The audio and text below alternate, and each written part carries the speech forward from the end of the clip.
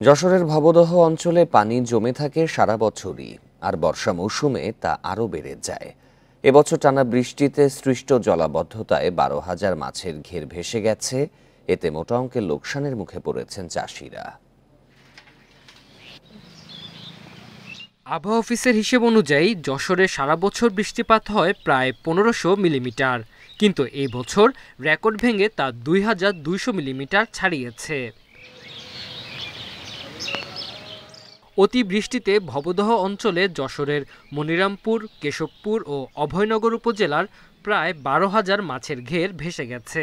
আমার 14 বিঘা মতো ঘেরের চাষ এবছর, প্রায় 3 লাখ মতো পাবদা মাছ। খুব শোচনীয় অবস্থা। এবছর এত পরিমাণ বৃষ্টি হঠাৎ করে আমরা কল্পনা করতে পারিনি। সমস্ত ঘেরের মনে করেন কোনো জায়গায় একটুকু মাটি দেখা যাচ্ছে না, সব নেটের পরে রয়েছে। বাড়ির পানি উঠে গেছে, বাড়ির তো ব্যাপক ক্ষয়ক্ষতি হয়েছে। বাড়ির আশেপাশে যেসব বাগান জিনিসপাতি তা তো সব নষ্ট হয়ে গেছে। মৎস্য বিভাগ বলছে, মাছের ঘের ভেসে যাওয়ায় 210 কোটি টাকার ক্ষতির মুখে পড়েছেন প্রায় 5,000 মাছ চাষি। ঘেরগুলি ভেসে যাওয়ার কারণে ওইখানে যে ঘেরের চিংড়ি ছিল, সাদা মাছ ছিল, এগুলি অন্যান্য প্লাবন ভূমিগুলিতে ছড়িয়ে পড়েছে এবং এই ছড়িয়ে পড়ার কারণে এরা চাষিরা খুব ক্ষতিগ্রস্ত হয়েছে। আমরা প্রাথমিকভাবে এখন পর্যন্ত যে হিসাব পেয়েছি তাতে প্রায় 210 কোটি টাকার মতো মাছ এবং অবকাঠামোগত ক্ষয়ক্ষতি হয়েছে। সংশ্লিষ্ট দপ্তরগুলোর সমন্বয়হীনতার কারণে ভবদহ অঞ্চলের সমস্যার সমাধান হয়নি আজও, অভিযোগ ভুক্তভোগীদের। সরকার বিভিন্ন সময় বিভিন্ন প্রজেক্ট হাতে নিয়েছে, কিন্তু সে সরকার প্রজেক্টটা কিন্তু ঠিকমতো কখনোই করতে পারে নাই, যে কারণে আমাদের এই মূলত সমস্যা। ভবদহ অঞ্চলে সেচের মাধ্যমে পানি নিষ্কাশনের পাইলট প্রকল্পটিও পূর্ণতা পায়নি এখনো। Independent news. এ নিয়ে আরও জানাতে যশোর থেকে যোগ দিচ্ছেন সহকর্মী জিয়াউল হক। জিয়াউল, ক্ষতিগ্রস্ত চাষিরা কোনো সহায়তা পাচ্ছেন কি?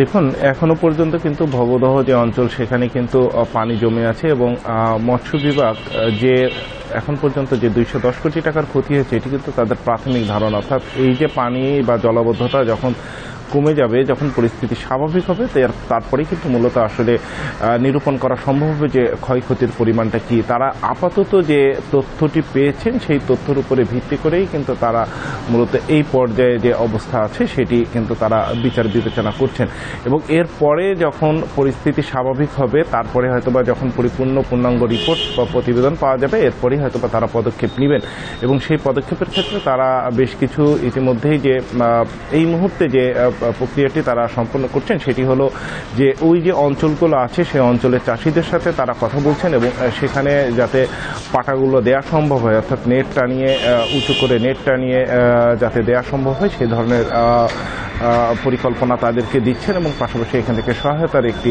তালিকা তৈরি করছেন। এখনো পর্যন্ত আমরা যেটা জানতে পেরেছি। আর আপনি জানেন যে এখনো পর্যন্ত কিন্তু যশোরে বৃষ্টি চলছে এবং যে বৃষ্টির যে রেকর্ড সেই রেকর্ডটি কিন্তু ইতিমধ্যেই ছাড়িয়ে গিয়েছে এবং এই ছাড়িয়ে যাওয়ার কারণেই কিন্তু আমরা দেখতে পেয়েছি যে গত 4-5 বছরে যে ভবদহ অঞ্চলে পরিস্থিতি যে স্বাভাবিকতা ছিল সেটি কিন্তু ইতিমধ্যেই নষ্ট হয়েছে এবং যার প্রেক্ষিতেই কিন্তু এই সমস্যা তৈরি হয়েছে। এখনো পর্যন্ত প্রায় 12,000-এর মতো ঘের ভেসে গেছে, এমনটি কিন্তু মৎস্য বিভাগের পক্ষ থেকে বলা হচ্ছে। যশোর থেকে জানাচ্ছিলেন সহকর্মী জিয়াউল হক।